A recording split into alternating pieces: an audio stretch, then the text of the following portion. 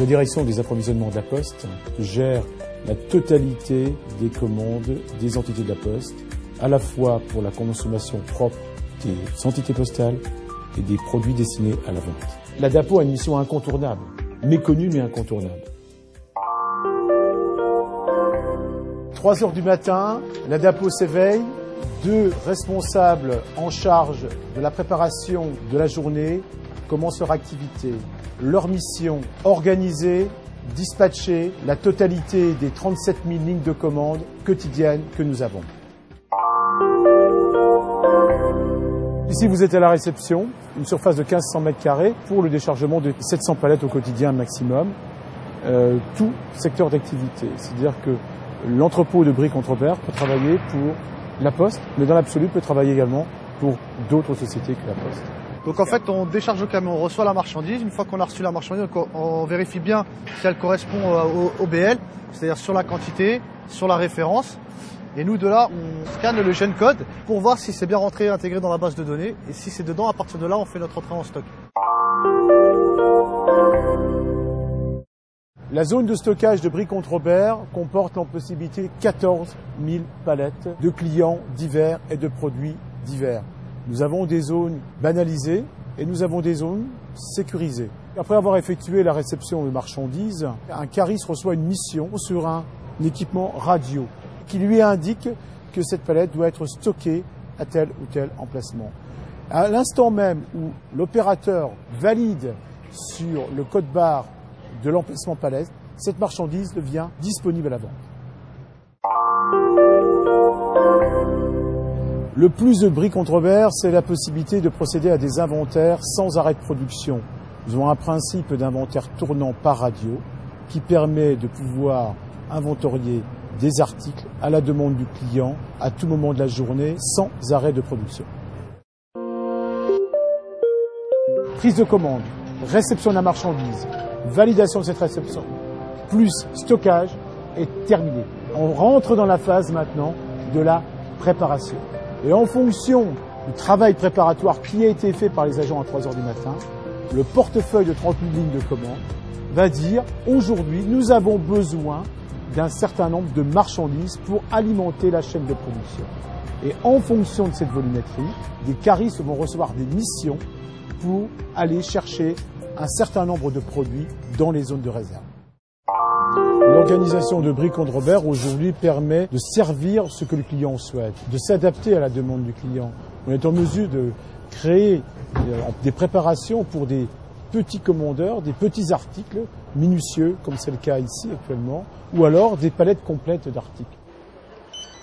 Le petit colis qui a été donc créé va être palettisé par client destinataire, puisque une des exigences du client, ça peut être aussi le colis en vrac ou alors la consolidation de différents produits sur une même palette. Voilà le cœur de métier de Brie-Contrebert, la préparation mécanisée multi-référence. Donc nous sommes à la base de lancement de 4 références de cartons différents qui ont été créés pour justement optimiser les cartons et diminuer l'impact développement durable. Bonjour, je m'appelle Nadia, je suis au poste de lancement.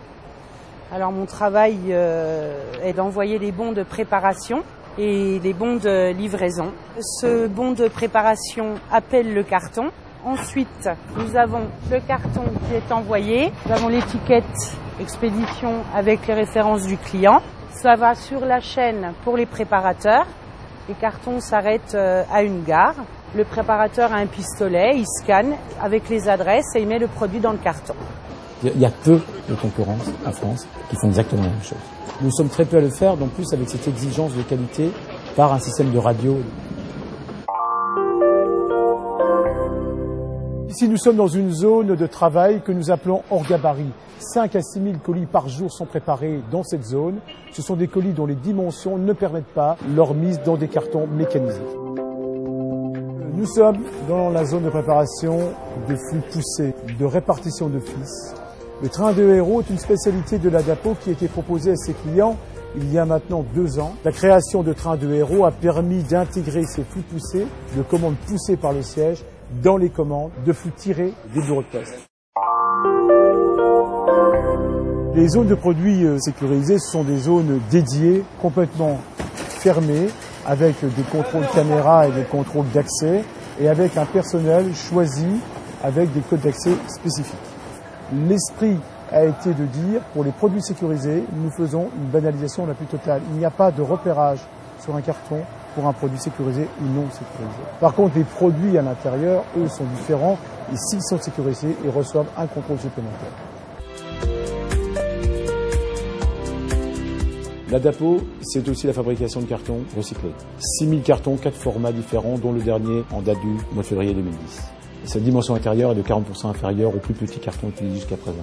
L'intérêt, c'est qu'en termes de développement durable, vous utilisez 40% de matière en moins et surtout, vous économisez en termes de transport puisque le volume transporté a diminué pour ces cartons de 40%. Nous avons d'autres actions en cours ou déjà effectuées concernant le développement durable. La récupération des déchets, le tri sélectif, la recherche de l'ensemble des produits recyclés, la diminution de la matière, la massification des expéditions pour diminuer le CO2. Nous sommes à la fin de parcours de notre commande. Le carton est préparé, il va à l'expédition. Tous les colis de la commande d'un client préparés selon toutes les zones de préparation sont regroupés, contrôlés, visualisés par un opérateur en vue d'un chargement dans un camion pour être livré sur destinataire terminal. Sans plateforme logistique, il ne peut pas y avoir de vie dans les bureaux de poste, puisqu'il n'y aura rien. Si vous allez acheter des timbres dans le bureau de poste, vous, particulier, s'il n'y en a pas, vous faites comment? Il n'y a pas de timbre. Vous pouvez envoyer de lettres. Il ne peut pas y avoir de vente, il ne peut pas y avoir d'organisation postale sans Adapo.